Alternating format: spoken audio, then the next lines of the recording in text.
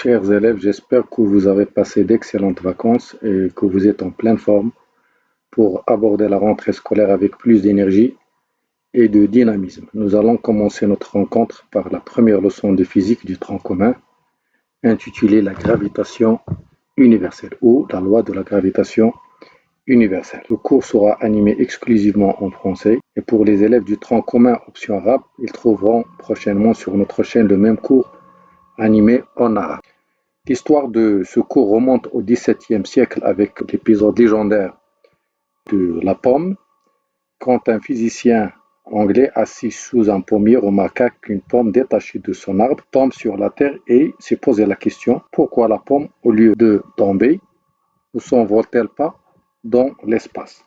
Cette question fondamentale a suscité d'autres interrogations plus compliquées du genre pourquoi la Lune ne tombe-t-elle pas elle aussi sur la Terre et comment expliquer la cohésion du système solaire, c'est-à-dire pourquoi aussi les planètes qui tournent autour du Soleil ne tombent-elles pas sur le Soleil et ne percutent pas les unes les autres, au contraire, ils tournent autour d'elles-mêmes et autour du Soleil selon des orbites bien définies. D'autres questions arriveront aussi du genre pourquoi la Lune tourne autour de la Terre et pourquoi la Terre tourne autour du Soleil. Ce physicien en question est Isaac Newton, qui est aussi un mathématicien anglais et qui vécut entre 1642 et 1727. C'est lui qui va établir que la chute de la pomme, le mouvement de la Lune autour de la Terre ainsi que la cohésion du système solaire, tout cela est le résultat d'un même phénomène qui est l'attraction universelle, qu'on appelle aussi la gravitation universelle. Newton énonça alors sa loi de la gravitation en 1687, selon laquelle deux corps A et B de masse respective MA et MB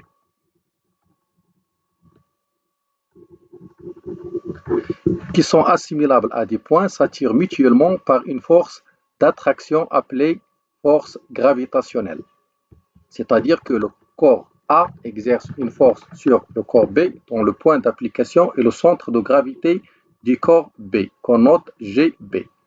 Cette force est symbolisée par cette flèche en vert et notée F de A sur B. Remarquez que la force qu'exerce le corps A sur B, son point d'application, c'est sur le corps B, c'est-à-dire le centre de gravité GB. Et réciproquement, le corps B exerce une force sur le corps A, dont le point d'application se trouve sur le corps A, c'est-à-dire dans le centre de gravité de A qu'on note GA. C'est une force qui est symbolisée par cette flèche en rouge et qui est notée force B sur A. Ces deux forces qui ont la même intensité dépendent des deux masses des deux corps MA et MB et aussi de la distance qui sépare ces deux corps, en l'occurrence la distance entre les centres de gravité GA et GB. Maintenant, nous allons passer à l'étude des caractéristiques de ces forces. Pour le point d'application, pour la force F qu'exerce A sur B, c'est-à-dire cette force-là qui exerce A sur B, ici en vert, son point d'application est le centre de gravité de B, GB. Et pour la force F de B sur A, c'est-à-dire la force qu'exerce B sur A, cette force-là, son point d'application est GA. Pour la direction, c'est la droite GA-GB. Ils ont la même direction. Pour le sens, pour la force qu'exerce A sur B, il est de GB vers GA. La force qu'exerce A sur B, il est de GB vers GA. Et la force F de B sur A, il est de GA vers GB. Pour l'intensité, il est la même. Il s'écrit F de A sur B est égal à F de B sur A est égal à G qui est une constante de gravitation qu'on va voir par la suite dans la seconde partie du cours, fois M à la masse de A fois la masse de B sur D carré. Avant d'aller en profondeur dans les forces de gravitation, nous allons commencer par certaines notions mathématiques et on va commencer par l'ordre de grandeur. Quelle est l'utilité de cet ordre de grandeur? Son utilité permet de déterminer la position des distances des objets sur l'échelle des grandeurs et de comparer ces distances. Quand je parle par exemple du rayon de la planète Terre, je sais que je parle d'une distance infiniment grande par rapport au rayon d'un atome ou d'une molécule. Donc cet ordre de grandeur nous permettra de représenter les différentes distances, qu'ils soient microscopiques ou macroscopiques, sur une même échelle. Nous allons voir dans les applications les détails de ceci. Donc, toute écriture scientifique avec laquelle on commence avant d'établir un ordre de grandeur, elle peut s'écrire sous forme de x est égal à a 10 à la puissance n, avec a nombre décimal qui est compris entre 1 et 10, et n un entier qui peut être positif comme il peut être négatif. Nous allons donner quelques exemples. Je note par exemple 3245.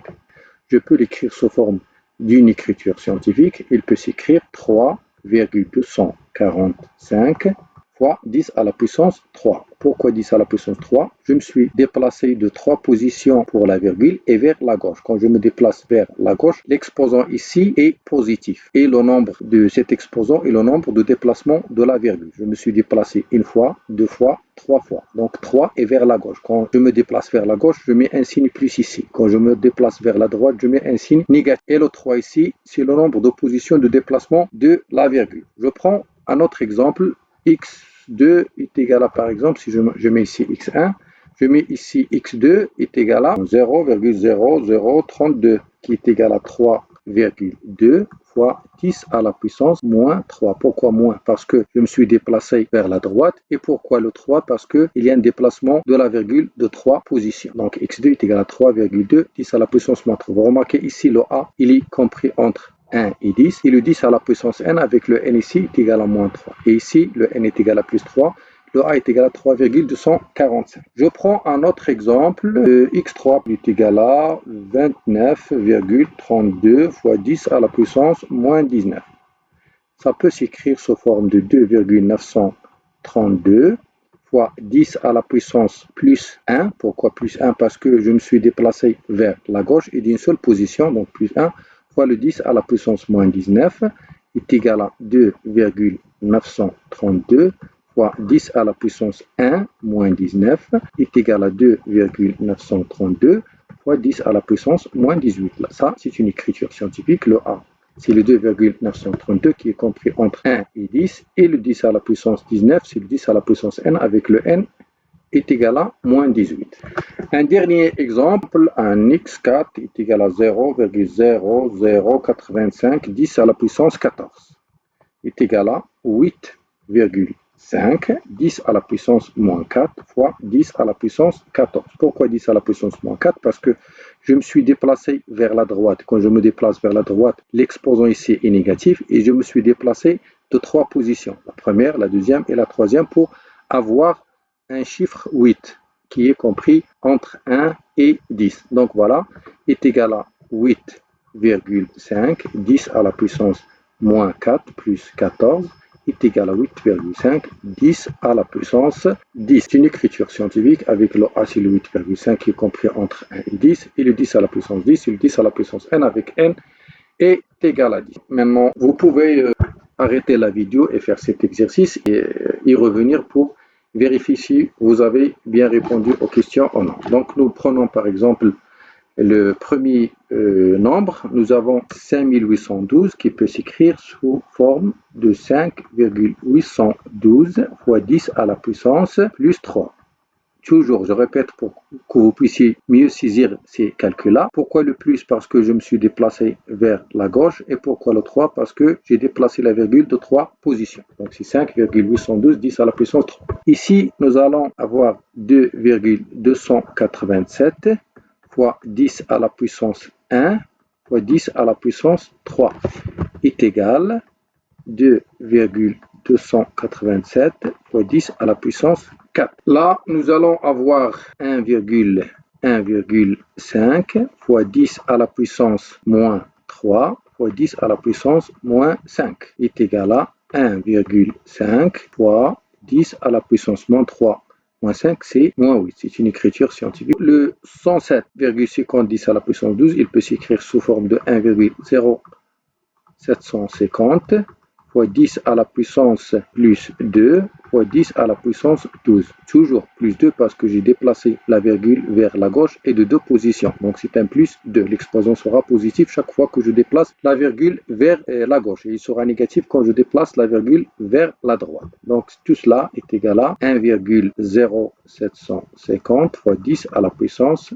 14. Le dernier nombre, c'est 3,17412. Le 10 à la puissance plus 3. Pourquoi plus 3? Parce que j'ai déplacé la virgule de 3 positions et vers la gauche. Nous allons maintenant parler de l'ordre de grandeur. L'écriture scientifique nous permettra d'établir des ordres de grandeur plus facilement. Nous avons vu que x est égal à a fois 10 à la puissance n et l'écriture scientifique avec toujours le a, le nombre décimal compris entre 1 et 10, et n l'entier positif ou négatif. Maintenant, si j'ai a inférieur à 5, je peux prendre le a et le réduire à 1. Il faut l'assimiler à 1. Alors l'ordre de grandeur du nombre est 10 à la puissance n. Et si a est supérieur ou égal à 5, a est arrondi à 10. Alors l'ordre de grandeur devient 10 à la puissance n plus 1. Je vais vous donner des exemples concrets. Je prends par exemple 4,270 fois 10 à la puissance plus 3. Ça peut s'écrire, on met x est égal, sous forme de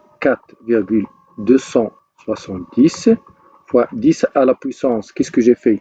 J'ai déplacé la virgule vers la gauche et de 3 positions, donc plus 3. 10 à la puissance 3 qui existe déjà est égal à 4,270 fois 10 à la puissance 6. Vous remarquez ici, c'est une écriture scientifique avec le a ici qui est 4,270.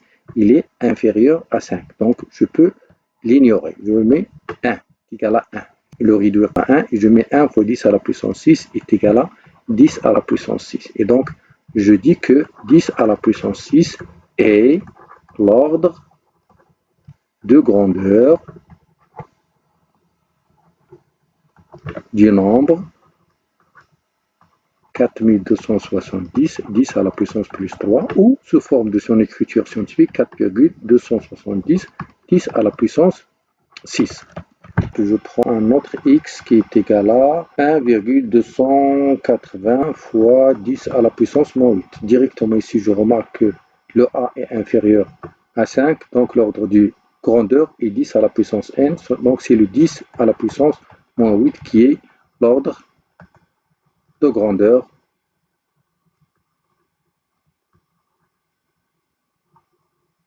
du nombre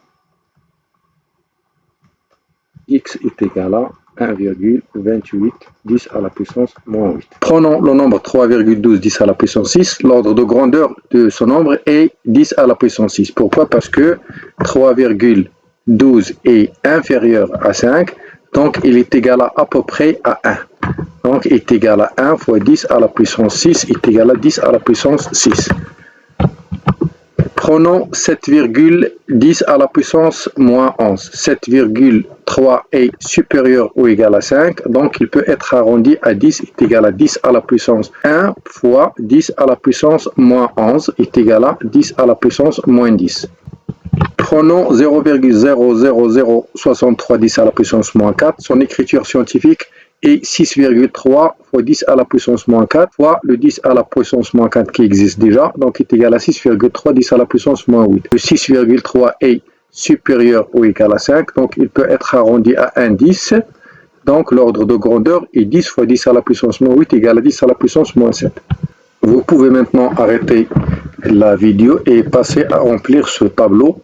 Vous allez trouver que le premier nombre peut s'écrire sous forme de 4,270 fois 10 à la puissance plus 3. Donc l'ordre de grandeur est 10 à la puissance plus 3. Ici, nous avons l'écriture scientifique sous forme de 8,287 fois 10 à la puissance plus 1. Le 8 est supérieur ou égal à 5, donc il peut être arrondi à 1 10. Et 10 fois 10 à la puissance 1 est égal à 10 à la puissance 2. Donc 10 à la puissance 2 est l'ordre de grandeur de ce nombre. Ici, nous aurons une écriture sous forme de 6,7 fois 10 à la puissance moins 2. 6,7 est supérieur ou égal à 5, donc il peut être arrondi à 10, et donc 10 fois 10 à la puissance moins 2 est égal à 10 à la puissance moins 1. Ici, nous aurons 1,07 fois 10 à la puissance plus 1 fois 10 à la puissance 12. Donc ici, 1,07 inférieur à 5, donc il peut être réduit à 1. Et donc l'ordre de grandeur est égal à 10 à la puissance 1 fois 10 à la puissance 12 égale à 10 à la puissance 13. Et ici, on aurait 3,1, 10 à la puissance moins 2 fois 10 à la puissance moins 3. Le A ici est inférieur à 5, donc il peut être réduit à 1. Et l'ordre de grandeur sera 10 à la puissance moins 2 fois 10 à la puissance moins 3 est égal à 10 à la puissance moins 5. Pour les chiffres significatifs, leur importance est de déterminer la précision de certaines distances. Ce sont les chiffres qui forment le nombre A dans l'écriture scientifique, qui s'écrit sous forme de x est égal à A fois 10 à la puissance n. Par exemple, le nombre 2,20 est plus précis que 2,2 parce que 2,2 peut être 2,21, 22, 23 ou autre. Prenons l'exemple 8,12 10 à la puissance 6. Le nombre A est formé de trois chiffres qui sont 8, 1 et 2. Pour 918,12, le nombre A peut s'écrire sous forme de 9,1812 10 à la puissance n. Donc, le nombre A est formé de tous ces chiffres qui sont 9, 1, 8, 1 et 2. Pour le 0,000012 10 à la puissance 5, les chiffres qui forment le nombre A sont au nombre de 2. Ils sont 1 et 2. Pourquoi? Parce que cette écriture peut s'écrire sous forme de 1,2 fois 10 à la puissance moins 5 fois 10 à la puissance 5. Donc, le nombre A ici est formé de deux chiffres. Passons maintenant à ce tableau d'application. Vous allez trouver que le premier nombre peut s'écrire sous forme de 7,254 fois 10 à la puissance 3. Donc, chiffres significatifs, ce sont les chiffres qui forment le nombre A. Ils sont au nombre de 4. Pour 124,12, l'écriture scientifique est sous forme de 1,2412 fois 10 à la puissance plus 2. Le nombre A est formé des chiffres suivants. Le nombre A est formé des chiffres suivants 1, 2, 4, 1 et 2. Donc, ils sont au nombre de 5. Pour 0,067 10 à la puissance 3, il s'écrit sous forme de 6,7 fois 10 à la puissance moins 2 fois 10 à la puissance 3 est égal à 6,7 fois 10 à la puissance plus 1. Et donc, le nombre de chiffres significatifs est 2. Là, on a 1,97 fois 10 à la puissance plus 1 fois 10 à la puissance moins 19 est égal à 1,97 fois 10 à la puissance moins 18. Et le nombre des chiffres significatifs est 3. C'est le 1, le 9 et le 7. La même chose pour le dernier nombre, il s'écrit sous forme de 3,1 10 à la puissance moins 2 fois 10 à la puissance moins 5 est égal à 3,1 fois 10 à la puissance moins 7. Les chiffres qui forment le nombre A sont au nombre de 2. Ils sont 3 et 1. Avant de pouvoir représenter des distances sur l'échelle de longueur ou de grandeur, on doit d'abord déterminer leur dimension. On se sert de microscope pour les mesures des grandeurs extrêmement petites, de l'ordre des atomes, des molécules, des bactéries et des cellules par exemple, et on se sert des télescopes pour la mesure des grandeurs très grandes comme les planètes et les astres. Avant de passer à cette représentation, nous allons faire un rappel des unités de longueur, en particulier les multiples et sous-multiples du mètre. Donc on a le mètre au milieu, et pour les sous-multiples, on a le millimètre, le micromètre, le nanomètre, le picomètre et le femtomètre. Et le déplacement dans le sens des sous-multiples se fait par un ordre de 10 à la puissance moins 3. Et pour les multiples, se fait par un ordre de grandeur de 10 à la puissance plus 3. On rappelle aussi certaines unités utilisées en astronomie, comme l'unité astronomique qui est la distance moyenne entre le centre de la Terre et le centre du Soleil, et qui est de l'ordre de 150 fois 10 à la puissance 6 km. Et aussi l'année-lumière qui est la distance. Retenez bien, l'année-lumière est une distance et n'est pas une notion de temps. Passons maintenant à la représentation des distances sur l'axe de l'échelle des longueurs.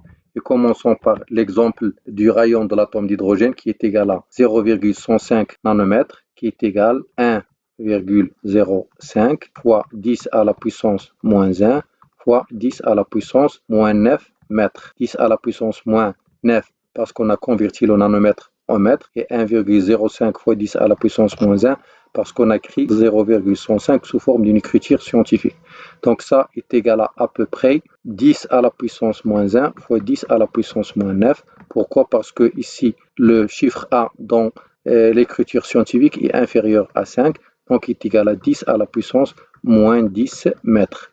Donc 10 à la puissance moins 10 est l'ordre de grandeur du rayon de l'atome d'hydrogène qui peut être représenté sur l'échelle des grandeurs ici. Vous remarquez que la valeur d'une radiation est de l'ordre de 10 à la puissance 3 dans le sens du multiple du 10 et de 10 à la puissance moins 3 dans l'ordre du sous-multiple de 10.